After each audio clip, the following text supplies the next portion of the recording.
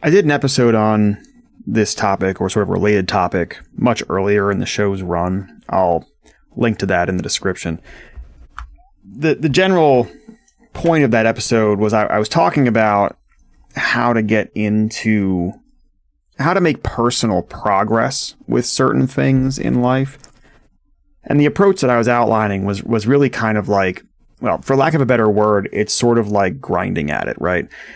The approach I outlined there was really that if you set aside a certain time every day to do a thing, and then that becomes, and you do that long enough, it becomes a habit, and it sort of takes over, where it feels almost awkward not to do it. And the example that I was giving, I think, in the episode was around, I was talking about how I've never been like a huge read for pleasure kind of person. And I had been working on that for the last couple of years. And essentially what I did was I set aside a certain time every day. Right after the kids went to bed, I would read a chapter of a book. I would do it even if I didn't want to. And over time, that builds a habit. And I do this with a number of things in life. I mean, I did this. This is sort of how I approached getting back into working out years ago. A number of other things. The pro side to this sort of approach to things, the benefit is that it does in fact build the habit. And if you can almost just sort of force willpower your way through the initial, whatever, couple of months of doing it, the habit will take hold. The con of it is that it's very grindy, and you can end, if you do too many things in this way, you can end up with a life dynamic where essentially you're just grinding through habits to either build new habits or keep existing habits going day after day after day after day. And life can almost sort of, the days can kind of almost blur together, because you're just sort of doing the same group of things over and over again. Because if you think about it kind of mathematically, right? If you spend 20 minutes trying to learn or trying to reinforce one habit, and 20 minutes reinforcing something else, and an hour reinforcing something else, and your day can get chewed up very quickly, or at least your free time, for whatever kind of free time you have.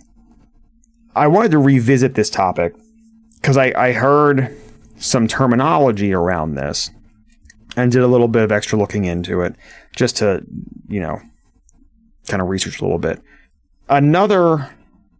The other side of this coin, right, is sort of the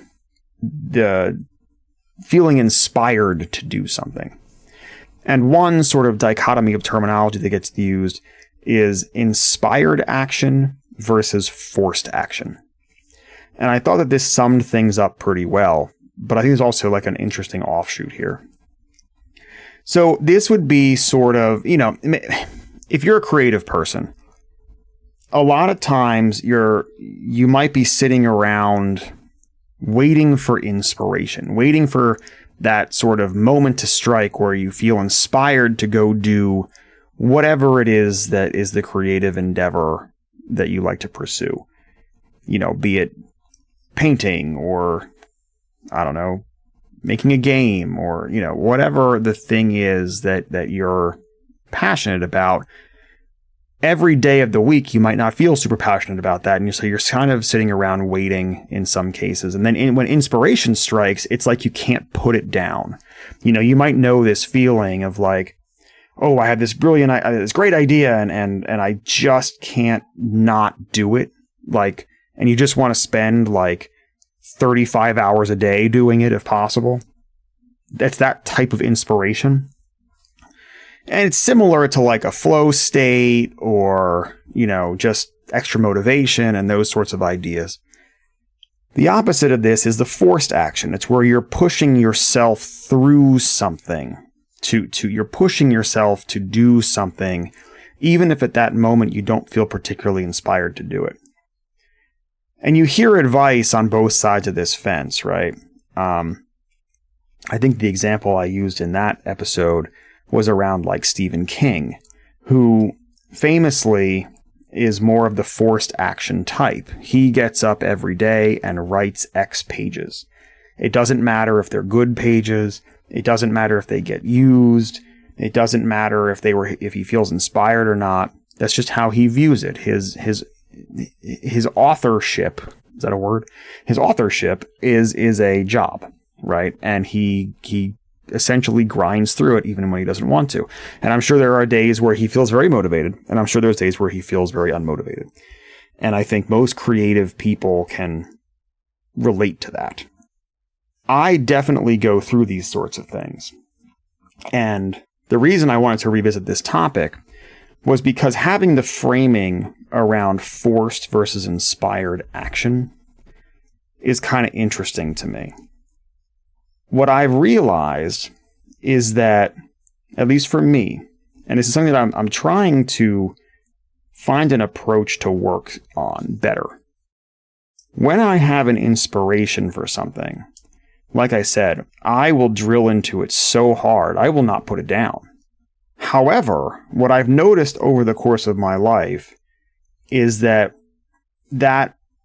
inspiration, unless it is a concise project, like something that is fairly small in scope, I find that inspiration burns out quickly. And so, on the other hand, when I'm doing things that I have to almost push myself to grind through, I will typically see them through for much longer periods of time because that habit gets built and the habit just sort of takes over. And so I've been thinking about this from sort of two angles. The first one is that I would love to find ways to better convert, right?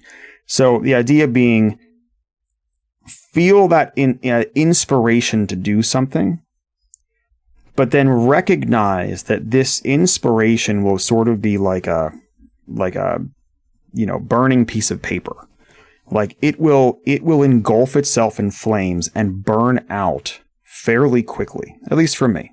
And maybe you relate to this, maybe you don't, but I've seen this in other people as well.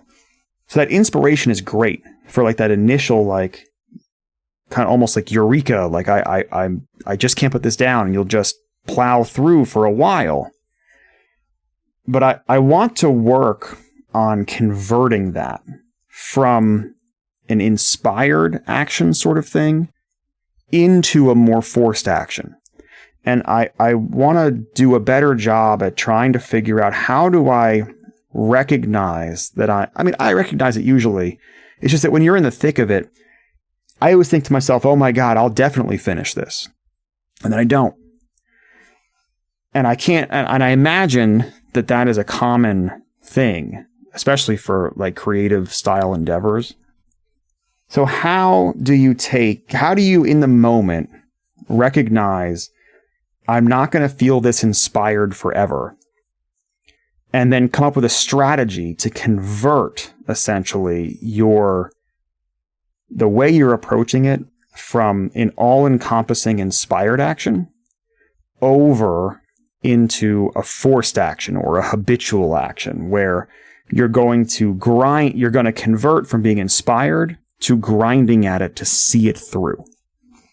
So that's one aspect I've been thinking about this, is how can I go about converting from one to the other? The other angle I've been thinking about is because inspired action is great. You feel great about it. It's really, again, kind of all-consuming. You feel very creative about things. So you should take advantage of that. So what's it good for? I think it's good for small scope, concise style project kind of things. So again, how do I go from recognizing I am inspired to do something? How can I take the scope and reduce it to its absolute minimal components in that moment, so that I'm not trying to use inspired action to do something that's going to take me a year and a half to execute? How do I get that time down to like, it's only going to take me like a week? Because I think you can stay inspired, but only in short bursts. And over time, you either need to convert it to kind of a grind, habitual kind of thing, or you need to be able to finish it before your inspiration runs out. So As always, I'd love to hear your thoughts on this. Maybe some of this resonates with you. I know that I go through this all the time. I can't tell you how many projects, like I can look around my room that I'm sitting in right now and view at least a half a dozen projects that I started, maybe got halfway through and then moved on to something else or dropped it or whatever. And there's plenty of things that I do complete as well and see through and all that kind of stuff. But it would be nice to have strategies to convert from one to the other.